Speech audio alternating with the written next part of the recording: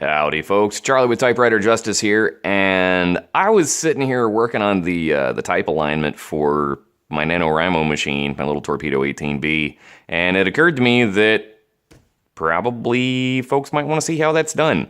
Because, man, these are kind of unique, kind of weird, and kind of a pain in the ass, really. As much as I love the Torpedo, I really don't enjoy lining up the type motion on these because it's a little imprecise and kind of maddening, especially if you don't know what you're doing, which is why I'm making this video. You know, the Torpedo series, they're all engineered kind of the same, somewhat the same at least. And at least in regards to the shift motion on them. You know, they're all basket shift. And when you're cycling your basket shift, if you look right down here, that little tab right there flip-flops in between these two stops on this little post. You know, and this is one of the areas where your card guide will screw down on, right? Because your card guide mounts right there and right here. And you know, on the outside, that post where your card guide is what we're going to be working with. I went ahead and took the card guides off on this one because I needed to clean them anyway, and you probably need to clean yours. So pull them off. And there's a couple other things you're going to want to take off as well, and these are the arms that support the ribbon itself. This side I've already removed, and this side I'm about to. And this will give you access to the area that you're going to be working.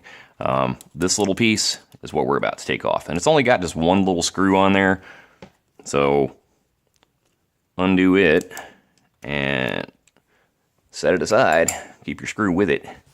You know, either keep your screw with it or put it back in the hole. You know, that's I have a magnetic thing that keeps all my parts, so I use that. Sometimes I still put them back in the hole, whatever. And that'll give you access to the area where we're going to be working, which there's this screw right here is the adjustment for the lowercase, and the one below it is the adjustment for the uppercase. Kind of counterintuitive, but basket shift, remember. So you push it down, and that little deflection plate is going to go wonk all the way to the bottom stop there. And so what you're going to be looking at is this. This is the piece that you're going to be working on. And I pulled this one out of another machine just to have a visual aid to show you how this thing works, because when it's down in the hole, you really can't see. These are set up with two stops. They're sometimes metal, they're sometimes fiberboard, or whatever the hell it is that they make circuit boards out of. You know, it's kind of a weird material, but yeah. And there's an eccentric inside there. This screw, that screw that goes all the way through there, has one part that's off-center. You know, we'll use this as a visual aid. If you had a regular shoulder screw, the main portion of the screw would come up out of the center, right? But with an eccentric, it's coming up off-center, like that, right? So that the actual screw itself is eccentric as it spins around. So what that's going to do is it's going to change the location of that stop as the screw sits in place and spins, and it forces that stop to move. Just to show you, which, by the way, this is a 6mm or a 15/64 micro wrench. And I suppose you could use a nut driver, but I don't recommend it because you got to hold that screw steady sometimes while you're tightening these. I don't know if my camera's going to let me really show this off, which is why I did my snazzy visual aid there. But